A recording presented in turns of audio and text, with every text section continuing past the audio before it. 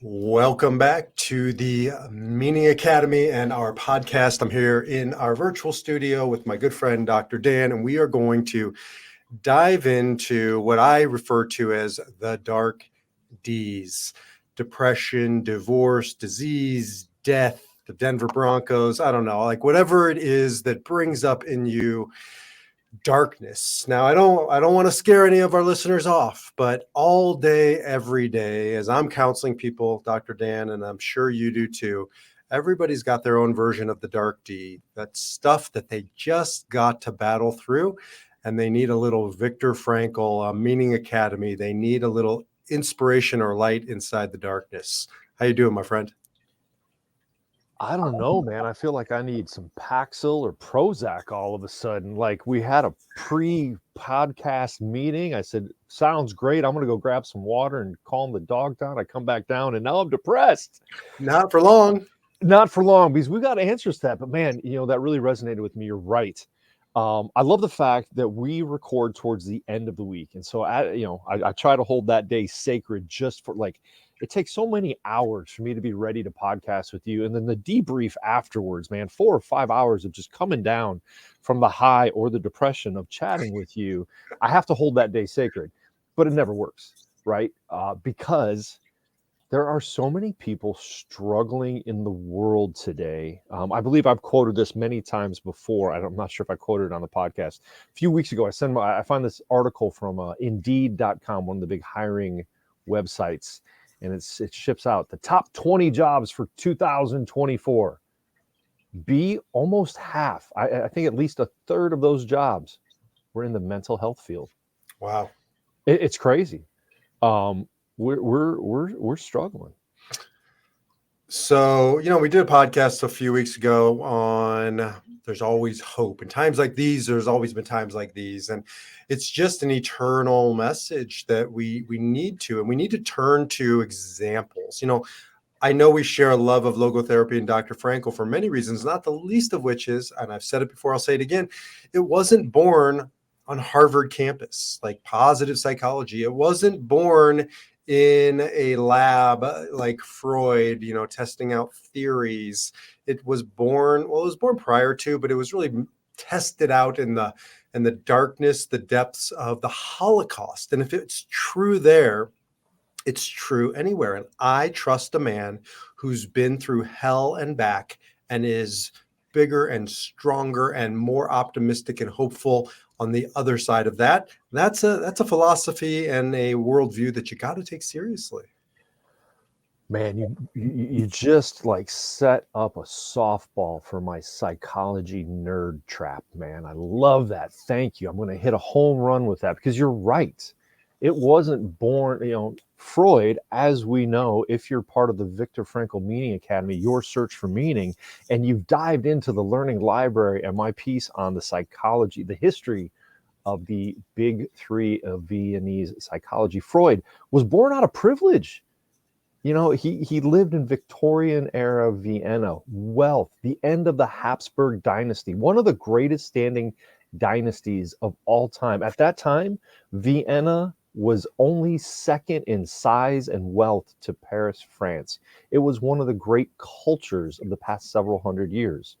From Freud, we have Adler. Adler is well, he was a diminutive gentleman, and so he thought we all needed power because he got beat up by his big brothers a lot. But here comes Frankl at the end of World War I, this transition from the Habsburg. For those of you that know your world history, Austria was not on the winning side of World War I. So they went from one of the largest dynasties in history to 1/6 of their size. That cultural center, the center of learning that spawned so much science and psychology, was diminished. People were depressed. Their economy was broken and people were jobless. So as Frankl's coming into his studies in psychiatry and neurology, this is the state of his world, right? Worse than, I would say, I don't know, history we would have to go back and see, probably worse than the Great Depression in that area for Vienna, Austria. Destroyed by World War I, split up by the powers of the world. 1/6 of its original size. So Frankl has to start trying to figure out how to help people that are going through all of this, and he does. His psychology of meaning later to be known as logotherapy, takes the suicide rate in the clinics he works in and brings it almost down to zero. He starts forming counseling centers for youth. He helps them get back to work, which he found to be very meaningful. So, of course, because we share that great love of Frankl and his history, I have to agree with you. One of the greatest theories of the past 100 years, not just because it was a good theory, but because it was tested in the fires of post-World War I Vienna, and then later through 3 years of Hitler's concentration camps. I don't think a lot of people realize, Frankl was already making a name for himself, successful on many levels prior to the Holocaust in the areas that you just described of. There was a suicide epidemic, particularly amongst those in the gymnasium, the academic centers throughout Europe, the pressures, whatever, and then add to it all the nihilism of that time where, a culture in decline and the hopelessness, the despair. Doesn't sound worlds apart from some of the things we talked about in our last podcast. And here comes a man who has an answer to that darkness epidemic. Again, suicide is just another manifestation of darkness in our world, and has an answer. And then I think really why this man became, his psychology of meaning was already, stood on its own, but then he goes through the Holocaust and he lives it firsthand, having, as I've shared many times, but his wife was murdered, his unborn child was murdered, his parents were murdered, his brother was murdered, his family was murdered, incarcerated, stripped of everything, and yet, right? ... And yet, here we are, because not only of his philosophy, but of this example.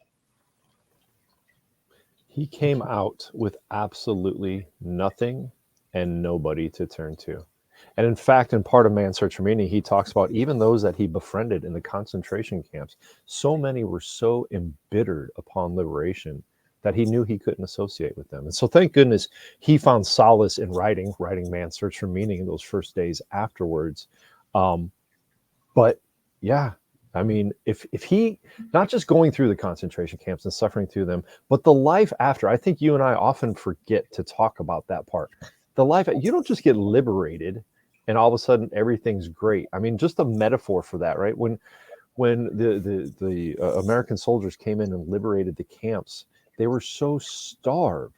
The prisoners were so starved, but the soldiers knew they couldn't just give them all the food because they would eat themselves to death. And so imagine that on a psychological and emotional and a spiritual front. You have nobody, and you can't go indulge enough to satisfy yourself. And not only to, again, survive, like you're saying, but to go back out into the world, to love again, to live again, to start a new family, not in replacement of his old family, but in some ways to honor, right, all that had been lost and taken. And so, this resolve to say yes to life in spite of everything, the name of one of his books. And I just think it's such a timeless and relevant conversation. When I'm sitting with people in these chairs behind me and we're talking about their dark deeds, and each one has their own, version of an inner concentration camp, as we've shared, to be able to look at them in the eye and to share my experience having gone through my dark deeds, but also this man's experience, and give them the tools, the philosophy of a tradition grounded in that truth, that reality, that everything can be taken from a man but one thing, the last of human freedoms, to choose one's attitude in any given circumstances, to choose your own way. Wow, like revelation. This is possible, this is real, and you'll find light if you go seek it. So I'm going to preface this statement with a question I want you to consider as I ramble, right? Why is this important today? Why are you and I bringing this up again? And I'll offer a segue to that. As much the intensity that you and I share our love of Frankl is only equaled by the intensity of which we disagree on fashion and cardigans. I mean, if people can compare and hear the passion we have for our work together for Frankl, and understand the dislike of cardigans B has. And I intentionally wore this one today because next week I really intentionally wear it just to push your buttons at 8 o'clock in the morning, my friend. But let's see if I can make this segue happen. This is not only just a cardigan, but this is actually, B, do you know where this cardigan comes from? I've told you the story before, right? I'm pretty sure it comes from Mr. Rogers' wardrobe. Even better, B. This is from the Big Lebowski, the dude himself, which a close derivative of Mr. Rogers. And I wear this today because next week is actually we celebrate the Day of the Dude, the anniversary of the release of the Big Lebowski some 25 or 30 years ago. And B, I am actually not only do I wear the cardigan, but I am a ordained dudist priest. That's right, B. I have 2 certificates from the Church of the Dude saying that I studied, what is it called? Abidance counseling and some other fake degree. And I bring this up for this point. There's actually a movement of people, of human beings, that subscribe to something they call the Church of the Dude from this movie from the 1990s. There's some great philosophy in the movie. I love it for some laughs and to enjoy a White Russian along with the movie. But what that also tells me is if there are thousands of people subscribing to the philosophy of this movie, man, there are people out there that really need some real connection and maybe a real philosophy to subscribe to. I was a philosophy major in college, and I remember. Oh my God, of course you were. I know it's ridiculous. This is my dad said actually. And I remember one of the I was, I or somebody else in the class said something about I don't need God, I don't need a higher power, or whatever. And he said something to the effect of, "Oh, make no mistake about it, you'll answer to a God. The question is which one." Right? Like we're all going to turn ourselves over to something. Maybe it's a person, maybe it's a theology, maybe it's a movement. Like you see a lot of sort of inclination towards socialism in this day and age. And one of the darkest periods of our human history was the previous century under socialism and communism, where millions of people were just reduced to nothing but numbers. And the bottom line is you got to be very conscious of what you choose to serve, because we're all going to choose something. And maybe it's the Big Lebowski, maybe it's the Church of Cannabis here in Colorado. There's literally a Church of Cannabis, and I drive past it thinking, I mean, I'm not Christian, but that's such an affront, I think, to the church next door that's building itself on something so much more profound than a plant. And again, I've talked about it before. The plant isn't immoral. It just is amoral. It's a plant. Be so much goodness in that statement, right? The idea that if you do, it kind of reminds me of you. If you don't believe, if you don't stand for anything, you will stand for everything. Or if you don't stand for something, you will fall for everything. And this idea that, well, going back to your point, like to build a church around a plant next to a church based on several thousand years of ancient wisdom, right? It does seem like an affront, but I feel like we live in a time where so many people behave in a way just to bring about an affront to other people, just to almost intend to push other people's buttons, much like the reason I wore this sweater with you. But even more profoundly, like we live in this contrarian time where in order for me to believe what I believe, I have to push against you or cause you pain. And Dr. Frankl, in many of his books, said, we are all moving towards this individual spirituality, this individual relationship with meaning. But why do we feel like we have to push against other people in order to do that? I think you named it, which is this hyper individuality. That to me is the litmus test. I know it's not the problem. It's not the Church of Cannabis so much as it's to what end, right? Like to what service? How do I transcend myself in the service of something or someone bigger than myself, which is Frankl 101. And you look at the church next door, or you look at the Girls and Boys Club down the street, or you look at something where you're participating in something greater than just a high. Or I go to yoga every day. And it's a means, not an end. To some people, though, in there, it's an end. It's a church unto itself, where like you do yoga for yoga's sake. No, you do yoga so you can be in a better place of mind to go fulfill your responsibilities and serve in other capacities, right? So it's got to be towards a bigger end. I know as we were talking about this in pre-production, those 30 seconds we used to plan, um, you make a really good point, and I associate that with a theme I've written about for a long time and talked about this idea that we live in a time of too many gurus.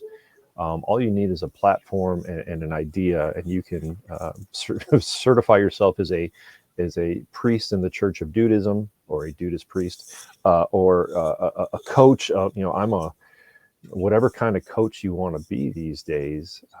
They're everywhere, and it used to find a guru. It used to mean you had to talk to somebody that actually climbed the mountain to get up there, as you said, right? Somebody with some experience, some wisdom, some understanding. But anybody today, it's interesting when I see some of these, what do they call it, therapist coaches out there. As a psychotherapist, I'm inundated with therapist coaches, and I'm like, hey, you still have all of your hair and not a single wrinkle. What experience do you? That's really a poor judge based on what I'm looking at right now. But people without any experience coming, I'm saying, well, I can coach you how to do this. It's like, wow, I don't get it. How do we identify? Going back to how can we truly identify those ideas, philosophies, and standards to follow, and try to bring back some semblance of order and goodness and meaning in our lives and community?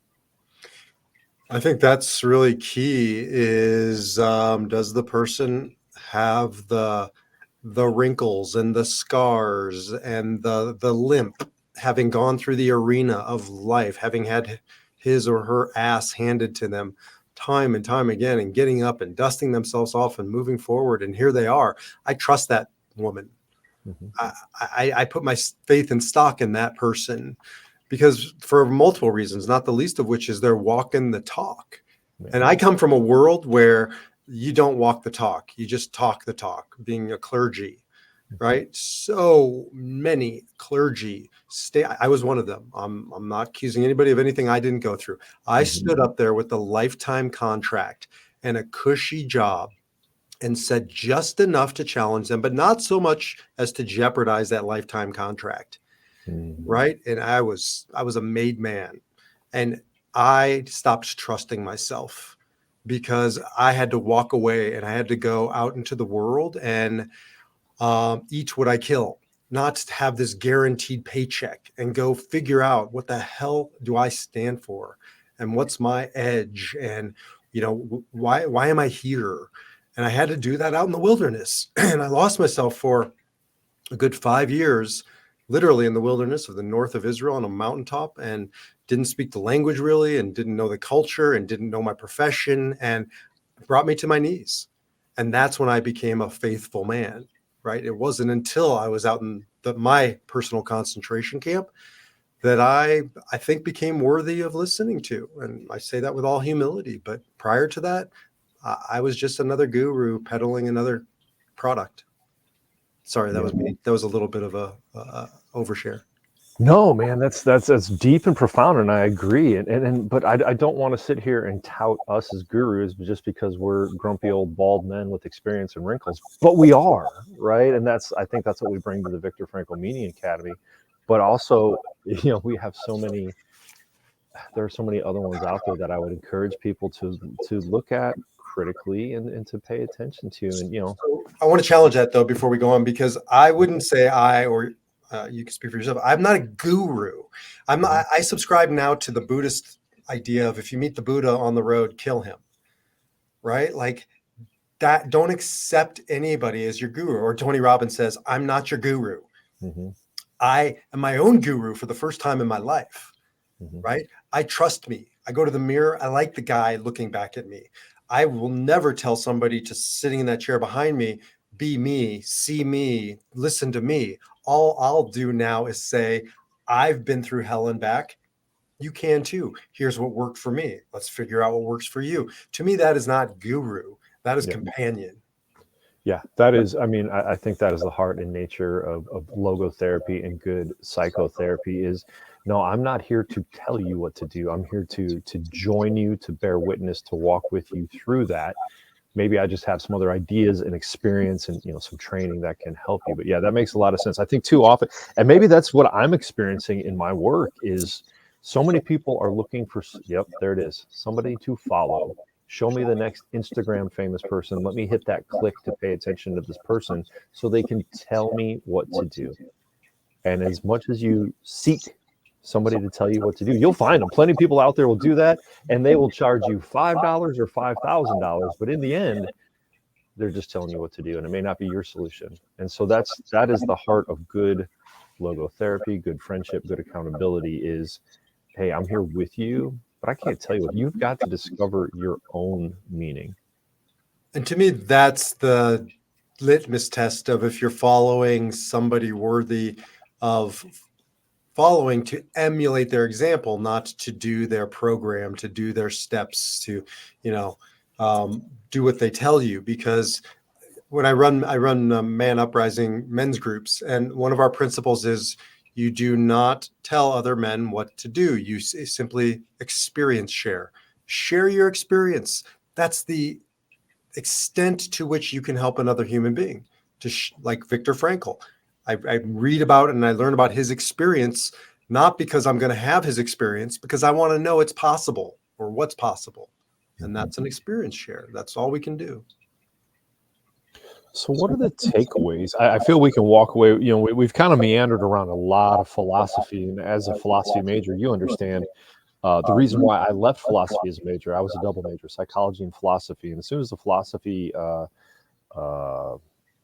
department, sorry, I forgot the word there. As soon as they started up printing T-shirts that said "Philosophy, think big, think deep thoughts about being unemployed," I said, "Ooh, I can't keep paying." I can't keep asking for loans to go in this major. So I had to drop out of there to find a real job. Little did I know psychology still wasn't a real job. I had to go back to school for more.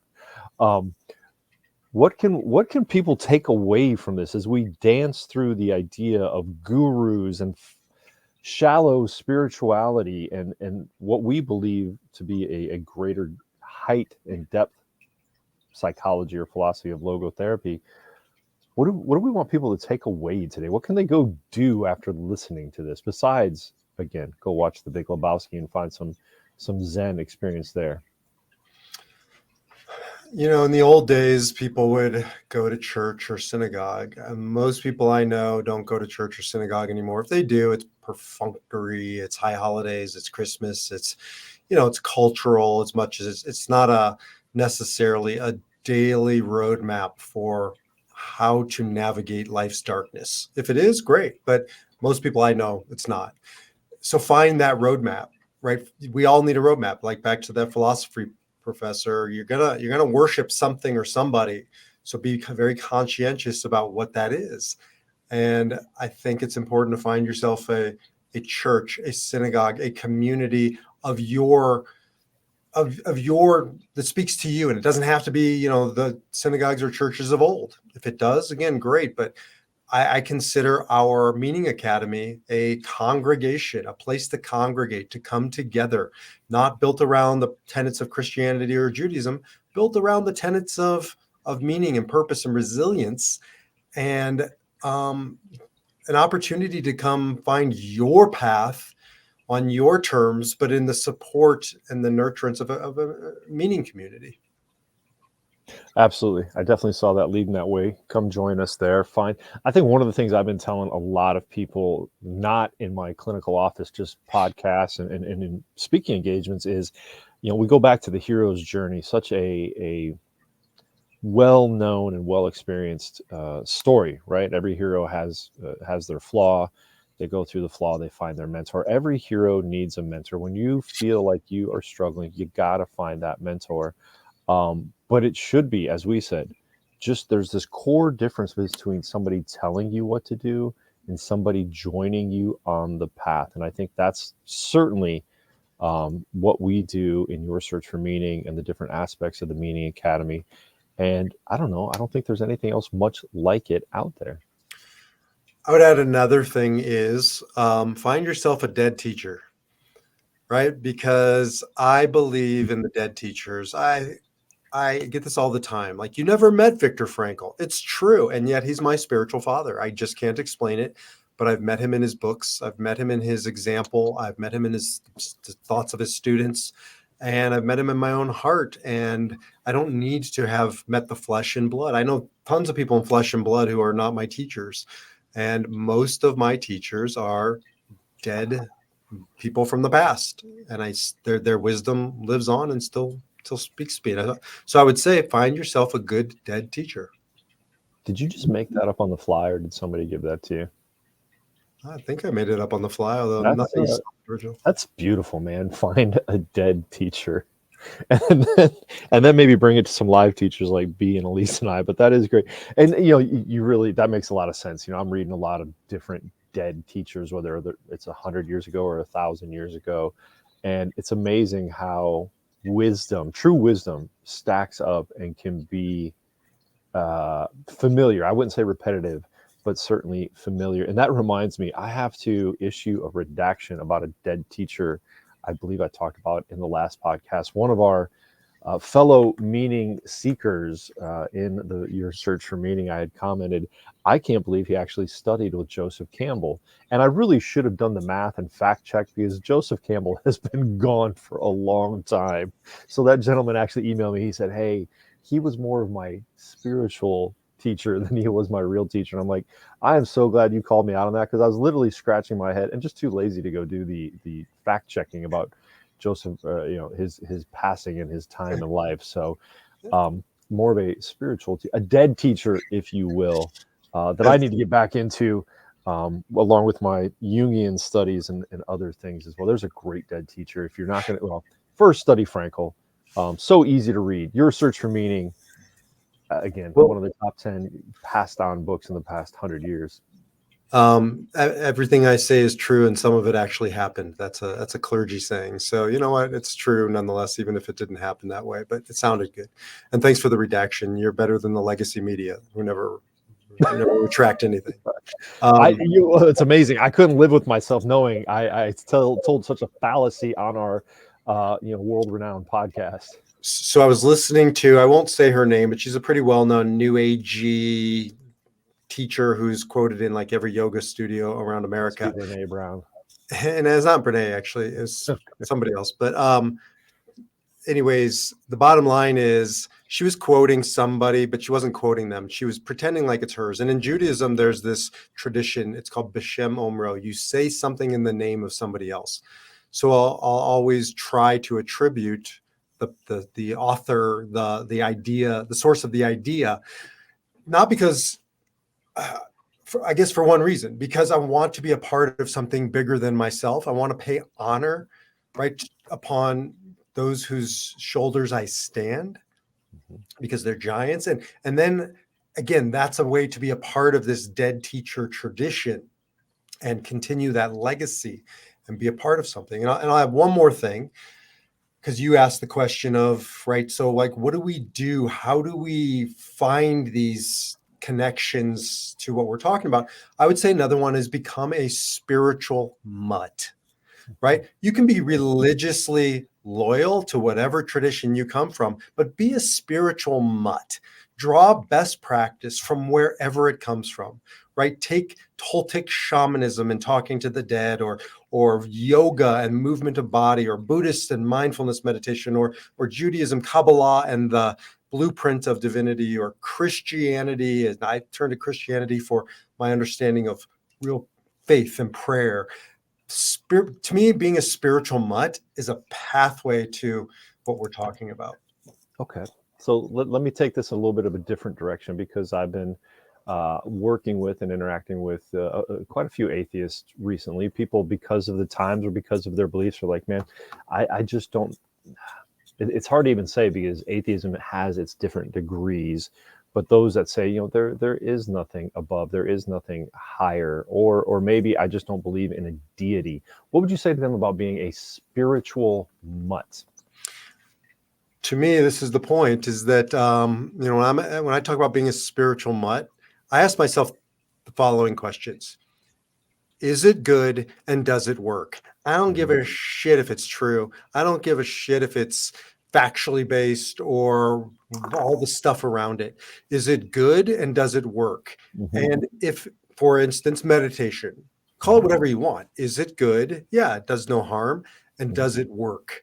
And yes, it's been proven to work. So you don't have to believe anything. Believe whatever the hell you want. Sit in mindfulness meditation, quiet for 20 minutes a day. And studies have shown you will get through your darkness with that much more hope and possibility. Yeah, I think the other point with that is it good and does it work? You can actually look at both the, your Bible and my Bible, the Jewish Bible, the Old Testament, the Christian Bible, the Old Testament and the New Testament, and say, is it good and does it work? Absolutely. It's been proven time again. Research tells us a sense of spirituality, or I'm sorry, not just spirituality, but religion, a way to express that spirituality. Those people are markedly healthier. Now, we need to look at the research and dive into what markedly and healthier looks like. But the fact is, you can, as long as you are not taking these stories as literal factual happenings that, Noah built a 1,000-foot long ark and sailed the seas and all the, I think our good friend Dr. Peterson does an amazing job, Jonathan Pageau, a lot of other people of going, you can find some amazing wisdom in studying one book, right? Or the stories of that book. And if you look at the derivatives of that book, right? These books have lasted thousands of years for a reason. There's good wisdom in there. So I think going back to the idea of being a spiritual mutt, I know my mutt, my boy that we just had to lay to rest a few months ago, he didn't give a damn what you fed him. He was going to eat it. And sometimes that worked for him, sometimes he didn't, but he always had a great test of, does this work? And if it didn't work for him, it usually wound up back on the floor a couple hours later. But if it did work for him, he was hunting for it again, right? So finding out what works for you, but being open to looking into all of it. Look, I'm an ordained rabbi, although I don't really, identify that much with it anymore, organized religion. I've always looked at Jesus. You say your book, my book. I always looked at the New Testament as is it good and does it work? And there's so much that's good and there's so much that works. Does it all work? No, not for me. Does the Old Testament work? No, not for me. So it's like you got to be willing to spot sparks of light wherever they come from and say, I'm a spark seeker. That's what I care about. Is it good? Does it work? Will this illuminate my life and help me live better? And I guess, what we're talking about, and I would say to your atheist friend is, again, I don't care what somebody believes. All I care is what you do. And if it's good and it works, just do that, right? Mm-hmm. Period. Just do that. Yeah, just kind of thinking about some of those ideas. Is it good and does it work? I still have an issue with all that begatting in the Old Testament. I can't get through that chapter. It's really hard. But I did have somebody much wiser than me one day, explain it to me in little chunks, because sometimes that's all that I can handle. But, to go from there to all these other sources. So that maybe is the message of the day is, when you're done with this episode of the Defiant Spirit or the Meaning Project podcast, or of course, what we come together to call the Viktor Frankl Meaning Academy podcast, go explore. You can look at B's website, my website, Elise's website, the Viktor Frankl Meaning Academy website. We have so many resources there to share, books and podcasts and other things. Explore, make it a part of your life. If you are in, I can't keep calling them whatever your D's are. I mean, as Dr. D, I cannot be associated with all these negative things, but they are, right? Maybe sometimes I'm a little negative, but if you're feeling yourself in that, there's wisdom and help and mentorship out there. But I think our message today is, don't go looking for gurus to tell you what to do. Seek mentorship, right? And of course, we are completely biased to the mentorship of the Viktor Frankl Meaning Academy and your search for meaning. We just held, we talked about it last week. We've held our 2 sessions for the month of February. Now we're in March. Dr. Elise is heading one up here. I couldn't believe it, next week already, or about the time this podcast comes out. Come join us. Dip your toe in some good philosophy and psychology and see what you think. So find yourself a good dead mentor, teacher, become a spiritual mutt, right? All these kind of, just get out there and find something that's good and that works, and just do that and become your own guru. And that's all I got to say about that. Man, that was so. I was listening to one of my. I know how much you love Akira the Don. There's one mentor to go look out because he takes all the quotes from some of our favorite podcasters and sets them to music. I was listening to one yesterday from the poet warrior Joe Rogan, and he just kept saying, "Do that thing, do difficult things, go explore, get out there and do that." And so, B, the way you said that just reminded me of that. Get out there and go do something to expand, to grow, to learn. For those of you that were listening while you were running, good job. You've already done that today. You got your exercise in. Now do some spiritual exercise, some mental, emotional exercise. Go read something good for yourself. And I can't wait. I can't wait. What's that? I can't wait till you set that that clip of mine that I just said to like an MC Hammer, musical backdrop. So if we do that, you do have to put those pants on, B, and so that will be spectacular. All right, my friend. Always an adventure with you. Absolutely. You too, my friend. Hey, as always, get out there, go live your life with meaning, purpose, and resilience. Take care. Take care, everybody.